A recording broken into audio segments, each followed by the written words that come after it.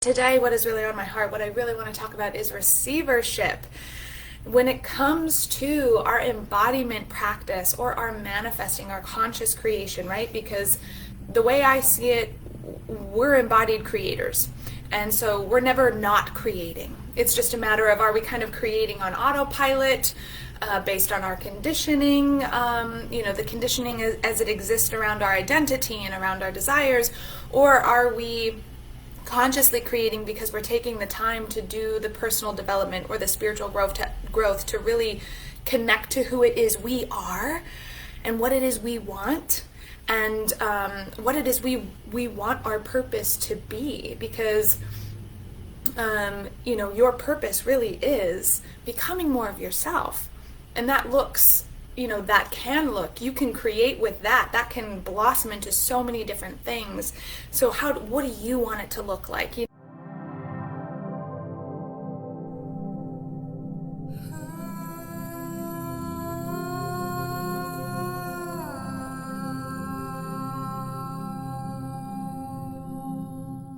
When it comes to our embodiment practices, becoming more of ourselves, integrating soul into the human experience, and our manifestation practices or our conscious creation practices where we're creating our lives, there comes a time, or a whole lot of times, a whole lot of moments where the going gets tough or rough. I'm not really sure what the actual phrase is, right? Where it's super easy when everything's sparkly and happy and things are going our way. It's super easy to be spiritual or to love ourselves, to practice self-love and to practice self-care. It's super easy in the times when it's good to do all of that. So when it gets challenging, when we run into obstacles, when we face the uncomfortable feels, and by uncomfortable feels, I mean uncomfortable, what are often called negative emotions, and even what we often call negative thoughts, right? That's what I mean by uncomfortable feels, kind of negative emotions and thoughts lumped into one, right?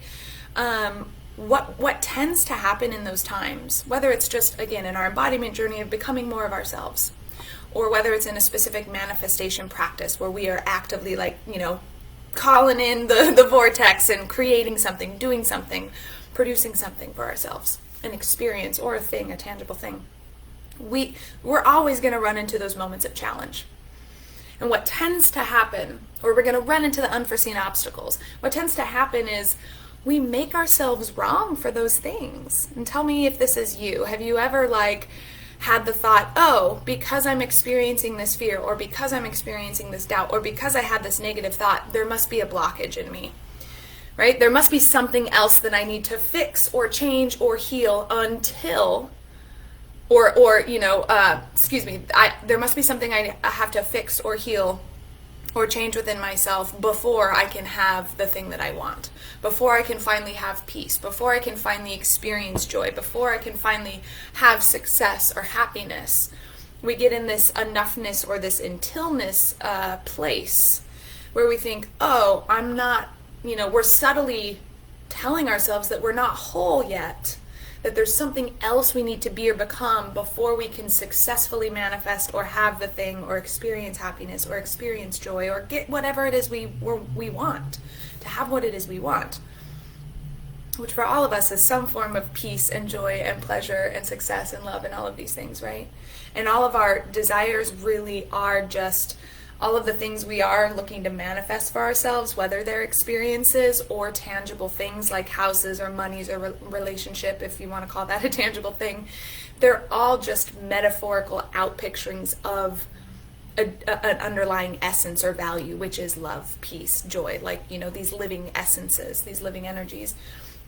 So when we hit those moments of discomfort or challenge or obstacles, right? This could be timing. The timing isn't working out the way we thought it would, and we go, oh God, that means I'm off path or I'm unaligned and it's not meant for me, Instead of moving into that space of making ourselves inherently wrong, broken, flawed because of the uncomfortability, how do we instead create spaciousness within ourselves so that we can hold the vibration of what I call the both and. And the both and, this idea of receivership, it isn't about releasing the negative thoughts. It isn't about releasing the negative feels or emotions, because that's something we're taught in the spiritual industry as well. We have to release it. We have to release those negative vibrations, right? Because if we attract, or if we create everything and we're creating with this toxic, negative whatever, then we're going to be attracting negativity and blah, blah, blah. That's true to a degree.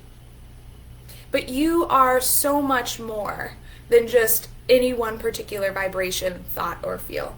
One emotion could never completely, define you. You are so multidimensional in all of your feels and all of your thoughts and all of your experience. Like, that's how sacred and magical the human experience is. You don't need to release all the negativity, right? And even I say negative emotions and negative thoughts because we've labeled them that. But even those negative, or what I call undesirable, right? Because no one really is actively seeking those undesirable emotions or thoughts. But even those things get to be the tools that point us back home to ourselves, that point us back home to our hearts.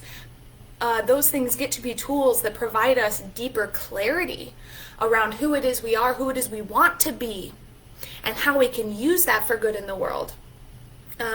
Who it is, or who and what it is we really desire, and how those desires are really, written on our heart by our soul, so that we could come into the world and create through those things and show other people what's possible and make connections, So receivership being the topic today, it really is about navigating the spaciousness of the both and. It's about keeping ourselves open when we feel those undesirable, challenges, or what we often call obstacles, or when we think, there's a block here. Instead of going, how do I release this block? Right? How do I get rid of it? How do I reject it? Right? Instead, what if we just decided to open up, to stay open, to allow that to be there, but just understand that it doesn't get to define the entire experience. It just gets to be a part of it. We're human. Thoughts are always going to happen. Feels are always going to happen. Instead of trying to control so much of that, what if we just chose to be spacious and open and in receivership of everything else that is also possible in that moment? Because even in pain, we can experience joy. And even in discomfort, we can create pleasure. And even in fear, we have access to courage. We kind of need fear to have courage be a thing, right? That's what courage is. It's feeling the fear and doing it anyway. So we wouldn't even be able to have courage if we didn't have fear first, right? So instead of trying to release all of these things in ways where subtly that releasing can be a subtle form of rejecting our humanity, of just rejecting the human experience, of denying it, of betraying it. So instead of releasing, what if we just practiced receivership, right? What if we found the spaciousness to have that be okay, to have fear or doubt or worry or whatever just be a part of the experience, and also we create space for whatever it is else that we're calling into our experience, the joy, the pleasure, the peace, the happiness, right? Because again, no one thought or emotion could ever define you in your entirety. You are so magical, so multidimensional. And so you don't need to let any one thing fully try to capture you, right? You get to be both and. You get to be human and spirit, or you get to be human and soul.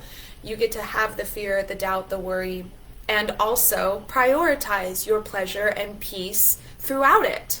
You get to have both experiences, and that's kind of one of the main ways I use multidimensionality to describe our human experience. There's a lot of different layers to multidimensionality for me, but yeah, allowing yourself to have multiple experiences at once instead of over-identifying or sort of hyper-identifying to one and then making yourself wrong or broken or flawed because of it. Does that make sense? I'm going to pause and read your guys' comments. Hi, friends. Oh yeah, this is a hotel room. This is not my bedroom. Yeah, I'm traveling right now with my husband. Yes, Nicole Powers, her bullshit belief. Something is wrong with me, which is, I mean, I think that's just something we all do, and that's why this topic is so important to me, is that's where I inherently went to, especially, to be honest, with some of my work or some of my personal growth and experience within a spiritual community or spiritual industry or just general spiritual mainstream practices, is we get told, and it's kind of a toxic positivity thing, we get told that we have to release all the negative thoughts or all the negative feels. And if we're having them, then that means that that there's more healing. Now, little disclaimer here, healing is real, trauma is real, and everyone's healing journey is sacred.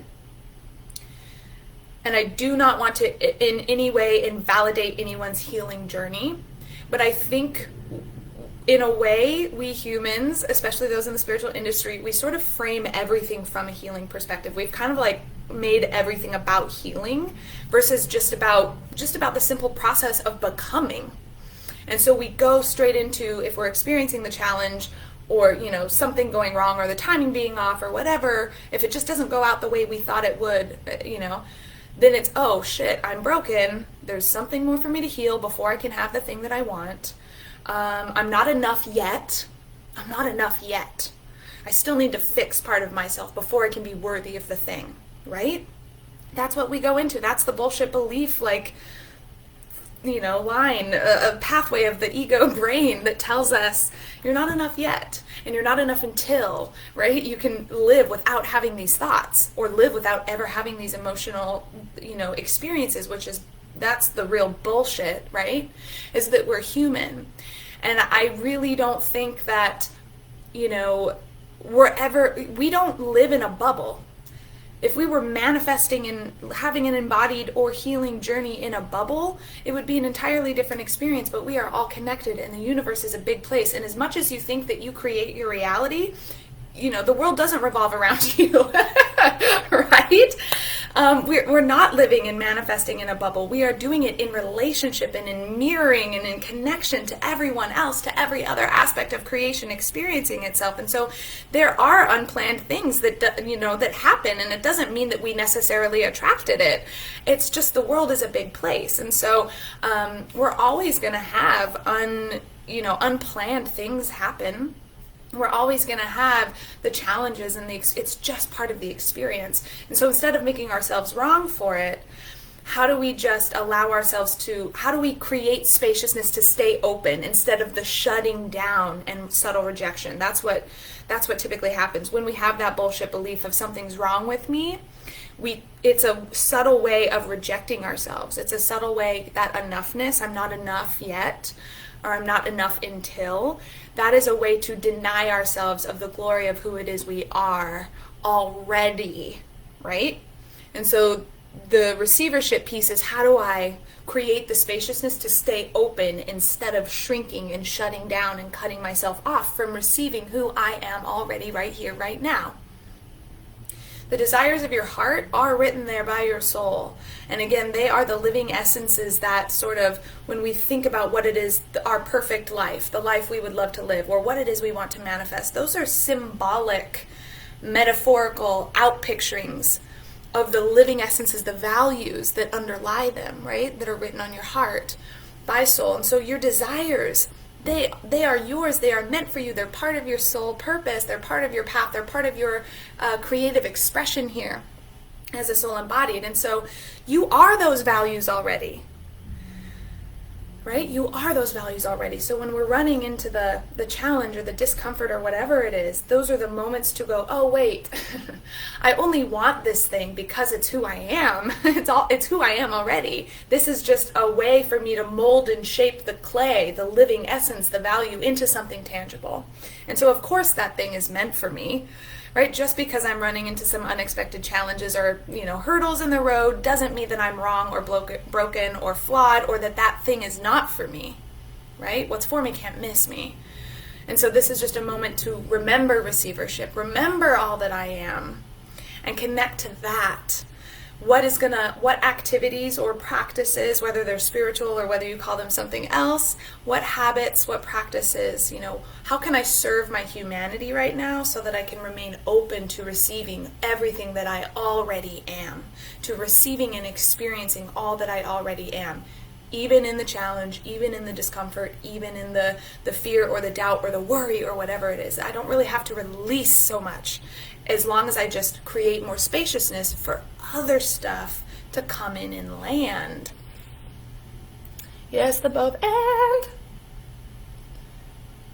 Hi, friends. Hi, guys. Hi, Melody. Feeling the feelings. Yes, feeling the feelings, exactly. We have to feel to heal, right? That's something we hear.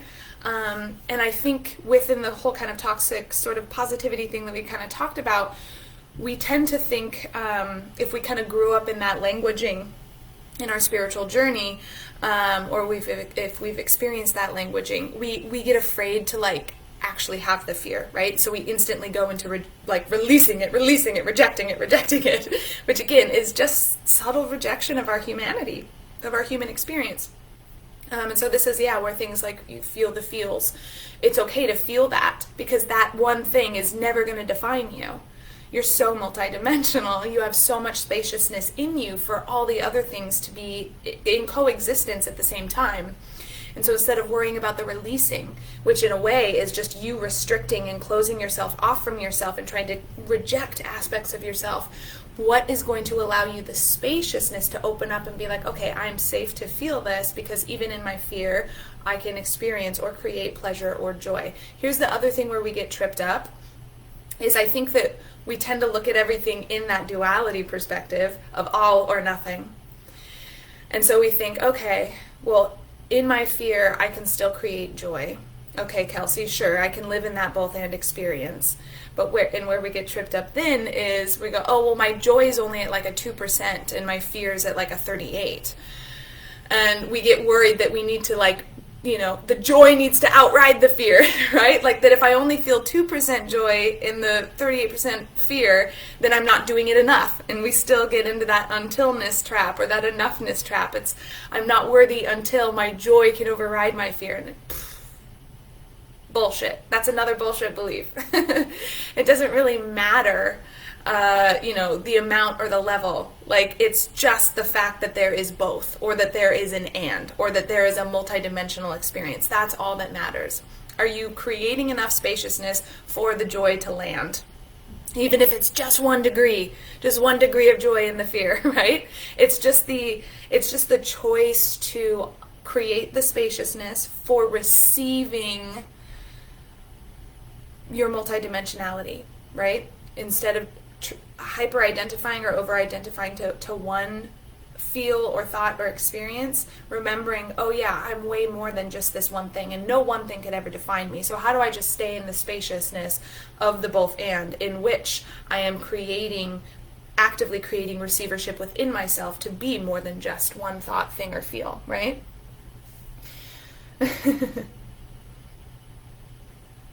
Melody says, I've learned not to shut down anymore. I go within. Affirmations that lift me, I say each day, as well as meditate. I'm divine. Yes, exactly. Hi, Denise. Yeah, so my prompt, I guess, my little prompt to leave you guys with today is what creates spaciousness within you? What puts you in a space of receivership? For me, it's dance, it's music, it's moving my body, it's you. It could be anything. This is going to look different for everyone, but what puts us in that space of receiving yourself, receiving all that you are? What practices, what habits allow you to experience and receive yourself? And I'll tell you, this is a practice, right? There isn't a one-size-fits-all formula, and it's never quite the same, because each experience, each challenge is new, right? Even if it's something we faced before, the circumstances are different, the context is different, we're different, right? We've grown. And so this receivership really is a practice. Being in the spaciousness of the both and is a practice. Opening up is a practice. So really, I'm always kind of asking myself this, because it kind of changes as I grow and as I evolve, what works for me. And it's kind of always been the same stuff, but it still kind of shapes and grows and moves with me. And again, each challenge is a different situation, circumstance, or context. And so there might be a little bit of that creative wiggle room where I try something different, or, my needs are a little bit different at that time. And so, it never is going to be just a one-size-fits-all answer. It's going to be a dynamic process and therefore practice. And so, that is my prompt to just leave you guys with today. And I have another prompt, I guess, when you're in the heat of, or just like food for thought, when you're in if and when you find yourself, well, how do I want to say this? What puts you in receivership, right? Prompt number 1. What makes you feel spacious? What opens you up from the inside out to the space where you can be more than just one thought or feel, where you can experience yourself in that multidimensional way, where you get to have multiple things happening at once versus hyper-identifying or kind of constricting and closing down to hyper-identify with one thing. And then, how do I want to phrase this? What am I even trying to say? How willing are you to explore that based on your answer from prompt 1? What puts you in receivership? How willing are you to explore that? To kind of play with it, to be creative with it, to take it deeper, to see what's possible. If you really leaned into that habit or practice, how willing are you to really play with it? Because here's the thing. For me, I know what tends to work. Again, it's the music, it's dance, it's moving my body, it's using my voice. But I'm human. And so when I get into the uncomfortable or undesirable feels, or when I face the challenge or have the unexpected thing come up, or the timing isn't working out the way I want, what does Kelsey's human brain do? Right? Her heart goes, okay, you need to move some energy, right? You need to get up and dance. You need to turn on that song and create the spaciousness inside you where you can have the doubt, but also have that one extra degree of self-trust that's going to carry you through, because you're more than just that doubt. And my brain goes, but that requires me to get up off the couch. That requires me to go turn on the music. And I just want to sit in this, It's easy because it's the ingrained pattern to just make myself wrong for being doubting. It's just easier to be Kelsey, you're never going to get there. You're never going to have it. You're not enough because, until you can eradicate the doubt, it's never going to happen, right? That's what our brain does. And our brain just, it's, what do we say? We're creatures of habit. And that's a safety mechanism. So there's nothing wrong with that either. It's just my heart knows better. And my heart knows that, the thing that's really going to serve me long term is just getting up and doing that dance or having that song, having that moment of communion with all of me. And the crazy thing is, in those moments, in that practicing of receivership, I feel all of it. I get to feel that extra degree of joy or self-trust, and it also creates a spaciousness where then a levity, you guys, where then I can explore the doubt and feel the doubt, but from a really open-hearted space. There's room for anything and everything else because I've created the openness, the spaciousness of the both and, that then the doubt isn't so dramatic or isn't so overwhelming because there's the spaciousness, because there's the energetic levity there, right? So what really puts you in receivership, and how can you practice that more often? Because here's the other thing. This is such a beautiful tool when we're in the heat of the shit, like the undesirables and the challenge and the stuff, but this is something to practice all day, every day. How can I just be in receivership of my multidimensionality, in receivership of all that I am, of the fact that I am soul or spirit and human? How can I just create more spaciousness, more capacity to hold that all the time, right?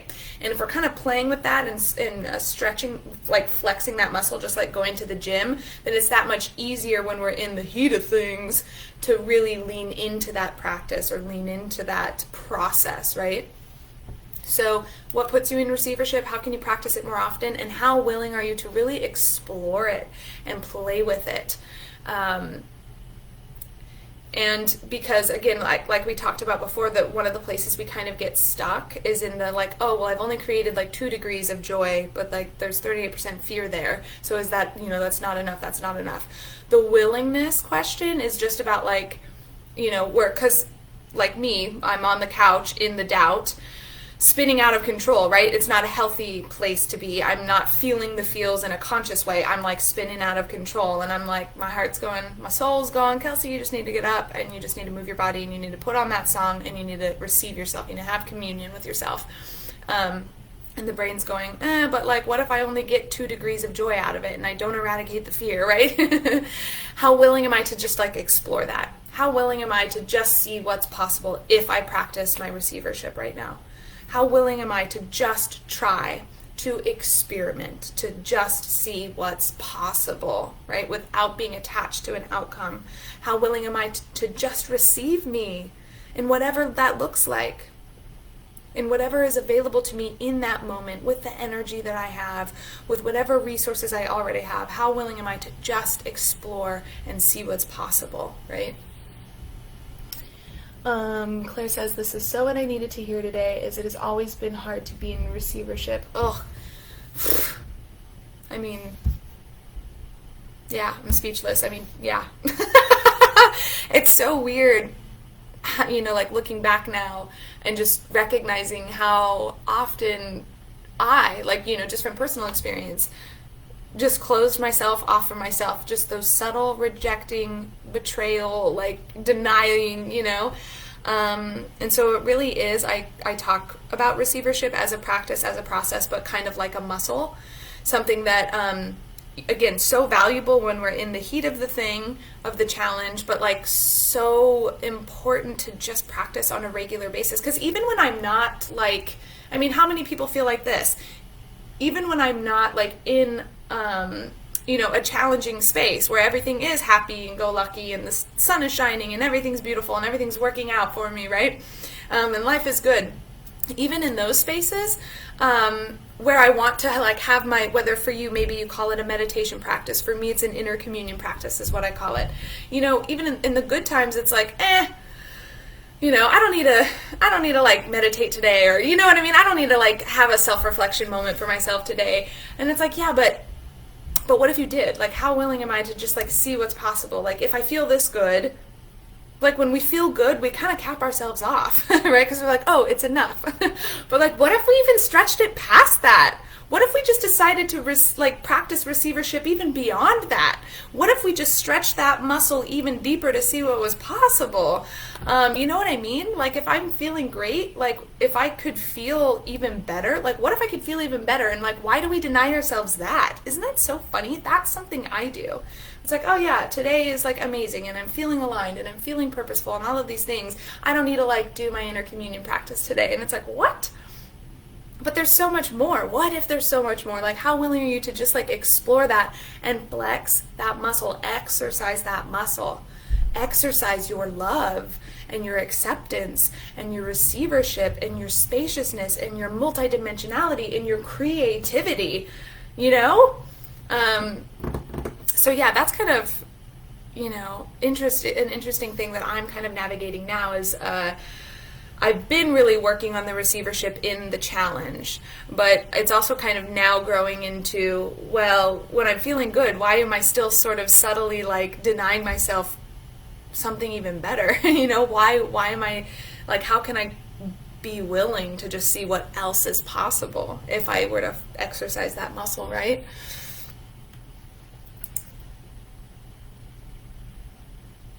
Ooh, somebody's talking about Macy Gray, and I don't know who that is. Ooh, I love that. Claire has a song. Macy Gray, Beauty in the World. Yeah, like I have a playlist. I've like accumulated certain songs that really put me in that receivership place, that put me in that loving space, that put me in the I can feel all the things space. And, that's just part of my magic. So yeah, like, what are the things for you that, for me, I tend to see in people, it's kind of some kind of creative outlet where they can explore, experiment with, or express themselves in some way. Some kind of, creative experience, which to me, everything's creative. So that's kind of a nuanced, or a weird word to choose. But yeah, just like moving our body, or just even breath. Like, that gets to be a creative kind of exploratory experience. Music, like positive affirmations, or just, I like to do mirror work. I'll look in the mirror and just edify myself, with my voice, claiming it, saying it out loud, like all of those things. Yeah, I don't know Macy Gray. I'll have to look her up. Yes, Denise says, yeah, we tend to hyper-identify with wanting to perfect our state of mind. Or what we perceived as perfect. So true. Yes, and receivership is like leaning into right where you are. Exactly. It's that space of, the perfection, or our perceived idea of perfection.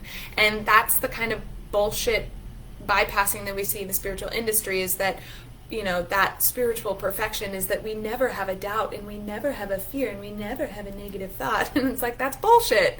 What really happens is that we grow literally, you guys, we grow our spaciousness. We grow our capacity to hold our human experience and navigate it without making ourselves wrong for it. That's what it's all about. It's not about this silly idea of perfection that we never have a negative, uncomfortable, undesirable experience. It's that we grow our capacity, our spaciousness to hold all of that and still navigate, being receiving ourselves as whole and holy already, even in that, not making ourselves wrong for that human experience. That's what's up. If you are looking for support in practicing this kind of mindset magic, this kind of alchemy, emotional alchemy, join me in the Embodied Creatrix Program. It is a container. It is container work, which is what I love.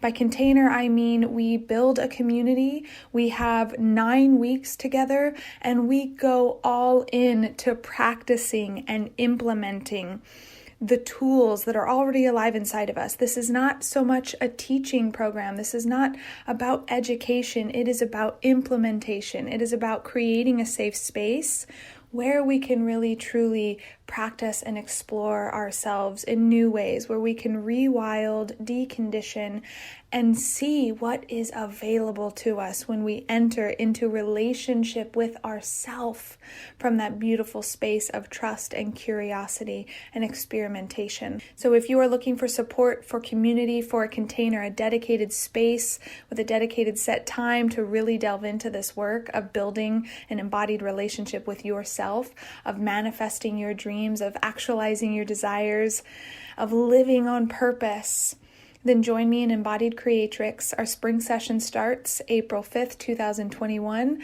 Find out more or sign up at kelseykinseywhitelight.com/embodied creatrix.